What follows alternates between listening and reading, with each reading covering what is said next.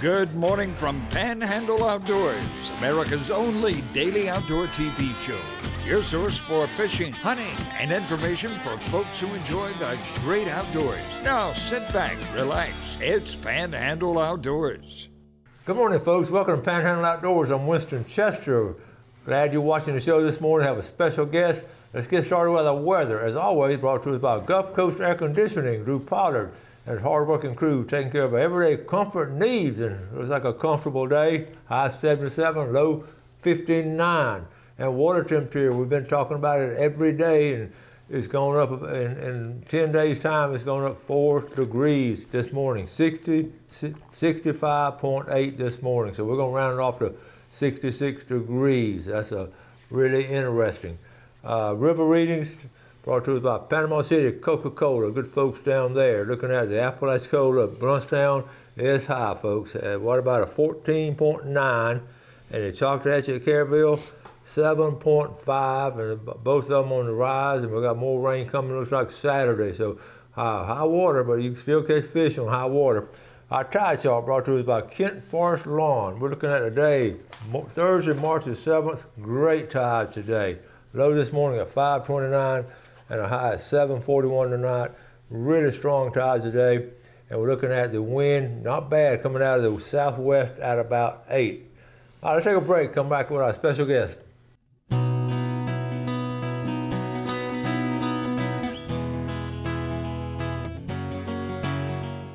Welcome back, and a familiar face here on Panhandle Outdoors. Stan? Hey, good morning. Morning, Winston. How you doing? I'm doing great. Always great to have Stan on. He's a consummate outdoorsman. Loves to hunt, fish, and promote the outdoors. And just we sit here and just talk about all kinds of stuff in the outdoors. Before we get to it, we're going to talk about turkey hunting and all kinds of other stuff too. But we're talking about water temperatures. And you give the water temperature every day, and for people that that are not into what that means this time of year, particularly if you like to fish in the coastal area, you need to watch that water temperature, because until it gets about 67, 68 degrees, it's tough. I went a week ago and I caught one short flounder, saw a few bait fish, but it wasn't ready. And the tides were right, but it was not ready. But when the water temperature in a week, and you've been talking about it, it has gone up about 5 or 6 degrees. Yeah. We're not having burning hot days or anything, but thankfully I think we're kind of over the hump for all of that cold air. And you hear it from a fellow outdoorsman who has spent a lifetime in outdoors, and you see what he's talking about. He catches a lot of fish too, and that is so true. Let's switch over now to turkey hunting, which is you're one of the best around. So no, I wouldn't say that. No, he is. He won't say that, but I will. No. He's been doing it a very long time, and we have the youth turkey hunt coming up. Yeah, the youth season is this weekend. It's Saturday and Sunday. So if you've got somebody that is under 16, an adult can take them, and you know the adult can't hunt, but they can take them and let the kids turkey hunt. And it is just for kids. Actually, they've got an earlier youth season in South Florida, but this is our youth season. Will be this Saturday and Sunday. So if you got a youngster, take them, and young lady or young boy that likes to hunt, take them and let them do that. Well, and it'll be an unforgettable experience. Sure it is. They'll always talk about when I was a kid, somebody took me turkey hunting, and I'll remember that. I was invited a few years ago to take a young boy.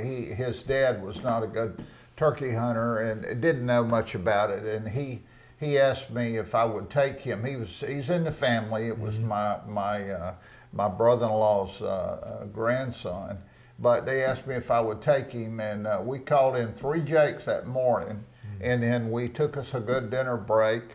He didn't shoot a bird. We hunted that afternoon, and about an hour before dark, I got the first bird to respond, and he gobbled about an hour before dark. Wow. And we had sat there. That young man, I can't begin. That was the most hardcore little fella I've ever seen. And we sat there, and then we got up and we moved and got in position, and he killed that bird. Okay. He killed that bird a few minutes later, but the bird weighed almost 19 pounds. Whoa. And I told him, I said, this will ruin you. Yeah. And today he loves to turkey hunt. that And right? now he's learned he hunts. He doesn't hunt by himself, but he is good at it. He's learned how to call. That's great. And every time I see him, he always talks about me taking him, and it puts a warm spot in my heart. That's great. Knowing that Doing I had a good things for other folks. That's a great example. Yeah. If someone just wanting to get into turkey hunting, I know you've done it so long. What would you recommend a couple of steps of getting into it? Well, a lot of people put emphasis on the calls and all of that stuff, but get you a call that you can master, like a slate call where you can make just a couple of notes. You can go to YouTube University, as we call it, and learn how to make some of the calls, like to imitate a hen. Make some of those calls. Don't call too much. I've been with people that call a ton. You don't need to do that. Turkeys can hear from a phenomenal distance. And if they gobble at first daylight, or you get them to gobble, if you use an owl call or something and get it, because let me back up a minute.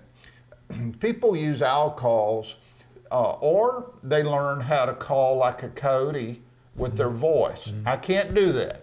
But if they learn how to call with the owl imitation, that's called a shot call. And the reason it's called a shot call is it gets the bird, the gobbler, to sound off. He's not coming to that, but you know where he is. So if you know if you can tell he's 150 or 200 yards away, you can get up in the dark and move a little closer to him and cut that distance down. Then you sit down, and then once it gets daylight, you don't have to move again. Then you can begin to call to him and then try to get him to come a little closer to you.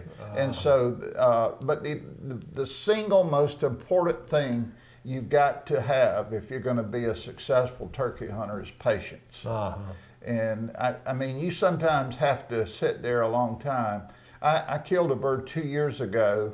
A guy invited me on his place, and I heard him got the bird gobbling before daylight. And I killed him just before 11 o'clock. Whoa. And I never moved. So that bird flew down, went around me, went in about a mile circle, and then came back. And at just before 11 in the morning, he came back looking for me. And he remembered where I was, and I never moved, and it was a phenomenal bird. What a story. And everybody in the world had hunted that bird because this guy let some other people hunt on his place. And what a great story. Yeah, but okay. Anyway. All right, we're going to take a quick break. Come back with Stan.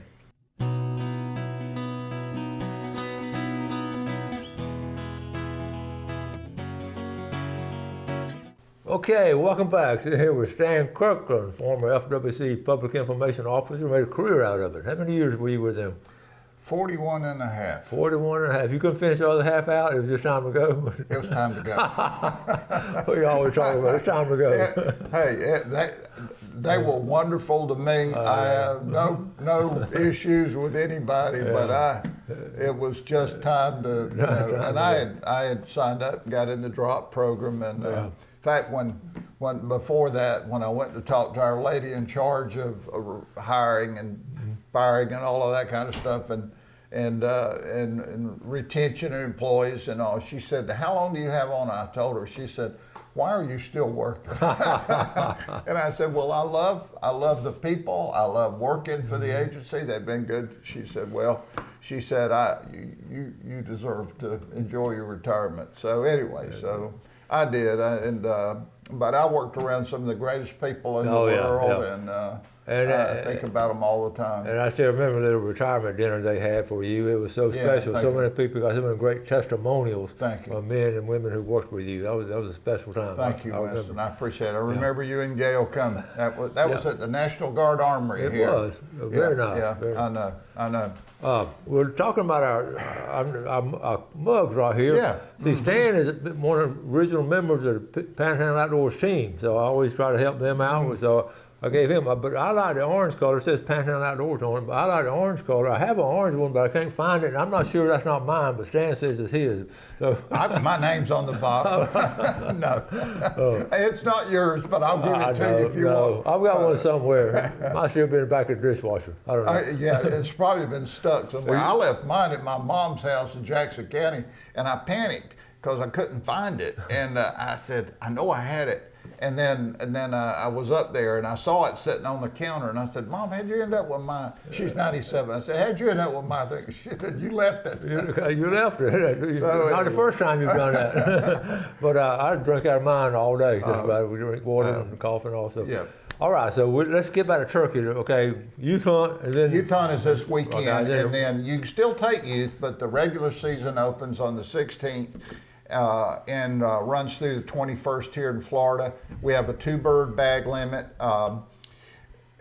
I don't like the way the rule is right now because you can actually kill both your birds on one day. I saw that. That was done I hate to say it, but to benefit some people in South Florida. But the FWC changed the rule a few years ago. You know, it's better having a very conservative bag of 2 birds. It's better, I think, you know, personally, and it's morals, but I think it's better if you kill your bird, you know, 1 bird. If there's 2 birds come in, let one of them go and then hunt him another day. But anyway, that's just me. That's right. But anyway, you got that, and then if there's any bait or anything around, you got to stay 100 yards from it. You cannot physically be closer than that. Mm-hmm. So as the hunter, no reason to bait birds anyway, but a lot of deer hunters have bait out, and that's where the problem comes in. They don't stop their feeders, and so if that food is not gone, you know, for deer, you can't get within 100 yards of it, because that's considered to be not a good practice at all. So anyway, and if there's one final thing I could say, if you're a turkey hunter, there's a device made today that you need. Not just a chair to cushion your backside in the woods or a cushion, but get you a little device called a thermocell. And do you know what a thermocell is? We've talked. Well, I've used them. We've had them on the show. They were amazing. This is a device. I could work for this company. I'm telling you. Testimonial. It is a device that has a little small butane cartridge in it, and it has a little wafer. And when you click that thing, it's real small. It fits in your vest. You turn it on in the morning. And the turkeys, it gives you about a 15 by 15 foot zone. It doesn't matter how bad the mosquitoes are. If you don't have to lather up with all that DEET stuff that gets on you, because some of it will actually take the finish off your gun. And I know that firsthand because I learned that years ago. But if you will get rid of all that bug spray, but if you take you a thermocell, actually I have 2. In case one quits, I've got another one. But a friend of mine told me, he said, Stan, you may forget your gun, but he said you bring that thermocell with you. And we saw those way back when we were going to see Oprah at the conference up there. They were talking about them, and man, we fell in love with them. And I know you did it. We did it put them on a fishing boat sometimes on the creek and all back up there. You have to be careful though if you fish with crickets. Kill the crickets. The permethrin thing that's put out, the fog, you can't see it, but it will actually kill crickets. So I learned that the hard way. Yeah, we all did. Trial and error. Trial and error. You do mention chair. They made these chairs now so comfortable that They even have, you sit down in them and cup holders. I mean, probably got phone holders now. I don't know, but they made it's going to come a long way with being comfortable. I have my original one. I don't get rid of anything. And I've broken the snaps on it, and I've gone back and taken cable ties and tied my snaps on it and everything. But mine was called a Gobbler Lounger, but it sits with your fanny is about 1.5 inches off the ground, and it puts you down low. But it is so comfortable. They're the most comfortable things in the world. And in fact, I've had a couple of people that have been nice enough to let me hunt on their place, and I've given them. Ordered these chairs for them and given them to them as a thank you. Good deal. And they're very, very, very nice. But they're comfortable. But you hit the key word of being comfortable. You sit there a long time. You can sit there a long time. To be comfortable at all. Yeah. One quick question before we leave this segment. What shot do you use? What size shot? I use preferably number 6, but I also use number 5s sometimes. You're opening up Pandora's box when you talk about shot, because people order this called TSS shot, and there's nothing wrong with it. It is great shot, and you can either have hand loads done for you there are people in the country who do this. They'll run $4 and $5 a shell though, for one shell. If you want to do this, I've heard it's more than that. Some people charge more than that. But I still use the old standby. I buy Winchester. It's called Winchester, and all of a sudden I'm going blank on but they're Winchester turkey loads.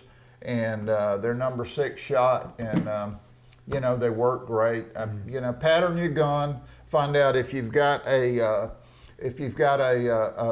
tube in your gun that allows you to change out the choke. Just find what works best for you. Shoot your gun at like 30 yards, shoot it at like 40 yards, and then see what works. Don't shoot much beyond that, because you're going to wound the bird, and you don't want to do that. They're too majestic a bird to let something like that happen. All right, let's take our final break. We'll come right back with Stan.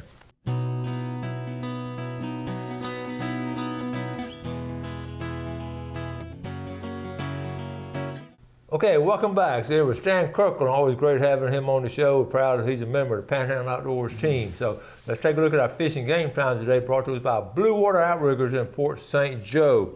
How about 8:30 to 10:30 this morning, and 9 to 11 tonight. 2 even numbers right there. We're going to start this segment. We've got a lot to talk about. We're probably not going to finish, but let's start this segment off about we lost a very dear friend of both of us, and we got a great picture of him, and we want to show this. So tell us about this picture. Winston, this is our friend Scott Lindsay. Scott passed away about 2 months ago, and Scott had killed this deer up in Washington County, and he called me. I was working then, and he asked me if I would come get his picture, and I told him I would be glad to. He's got his Auburn sweatshirt on and his camo, camo overalls, but he had, I'm pretty sure in saying, I don't think he ever killed another deer. I think that was the last That's one. the That's last 2011 maybe? That's right, 2011, that's correct. And I remember talking to him, he said he was satisfied if that's his last one. Right. He really didn't hunt him that hard after that. No, he told me he saw several nice deer. He was hunting in pine woods, and he had seen several nice bucks. But he knew the one, he had seen this deer, and he hunted until he actually killed him in early February of that year. And I think his son Jeremy now has the deer head. And you took that picture. It's a great picture. And that's how I remember Scott. I mean, outdoors and always got a big old smile on his face. And I love Scott. He would always call me. He would get on a tear about something, and then he had an opinion. He had an opinion, and then within a few seconds, it was like, okay, he said what he wanted to say, and then it'd go on, and He was just a mess. I miss him. I miss our phone conversations. I know you do too. He would he would always tell me about calling you. I called the coach, and anyway. So that's good. I think he had his regular friends. He did, because he would listen to him. Yeah, I know. I want to thank you on another subject. Moving on, we got a lot to talk about. We had a ribbon cutting, so I want to thank you for coming. Winston, I'm going to tell you something. The people don't know how to be so thankful for you and what you've done over the years with the outdoor ed program at Mosley High School. I'm telling you, that was special being invited to come to that. But Winston, you've taken time with kids, and somebody there said you taught those kids life lessons. And that's absolutely the truth. Winston not only taught them a few things about hunting and fishing and but he taught them how to be a good citizen. And there are kids that will love you to their dying day. Well, I appreciate you and Sarah coming to it as a baby, and it was just so nice to have y'all there. I really appreciate it. It meant a lot to me. So, yeah, it was special. There was people may not know this. There was a survey done at Mosley several years ago, and they asked kids, you don't know where I'm going with this, they asked kids what was their favorite class. Now you'd think some might say physics or calculus or English or not, I'm kidding. But his class came out number one. That's what kids wanted to take. It wasn't all this other stuff, I assure you. Yeah, it wasn't hard to figure that out. No, it wasn't hard. Real quick, let's go into some fishing now. I know you love to fish this time of year. Yeah, Winston, for people that love to fish this time of year, if you like to wade fish or either fish out of a boat on the coast, get you a cast net and learn how to throw it. Get you either preferably a 3/8 inch mesh net. You can buy them locally at our stores. Half hitch, Howell Bait and Tackle in Guff County. Go to Blue Water Outriggers, they've got them. But get you a cast net. Get either a 6 foot or an 8 foot. Go to YouTube, learn how to throw it. That's what I did. If you took outdoor ed, you know how to throw it. But if you didn't, go to YouTube. And if you've been in a class, that's exactly right. You know how to. My kids had to learn to catch the little plastic fish. That's right. Winston put out little fish, and after we put 10 out there, they get 10 points for each one. Oh, that's amazing. That is amazing. I wouldn't want to be under that pressure.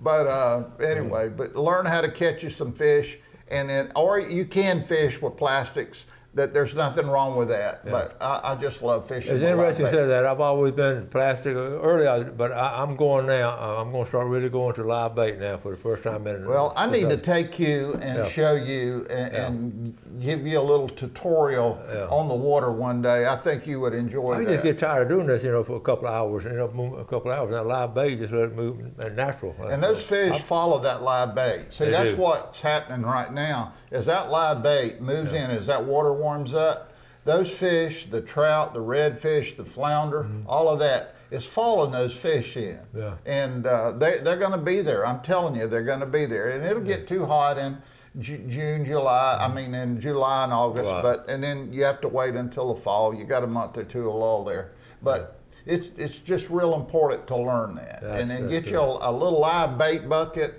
They sell them at some of these places. It's real simple. It's the simplest thing in the world. There's great areas to go all throughout here. Cargray Park, we can talk about that. I'll talk about it tomorrow. And Beach Drive. There's great places to fish off of Beach Drive right here locally. Yeah. We ran out of time, like we said. Winston, thank you for having me on, okay? I always appreciate you coming on, Stan, and always appreciate your viewers. And tomorrow I'll be giving away some seafood and also doing our fishing report for the week. So y'all do something good today for someone else. Enjoy the outdoors, take care of it, and God bless.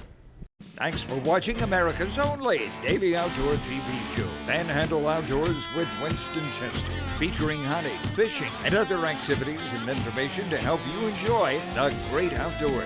Join us next time for Panhandle Outdoors.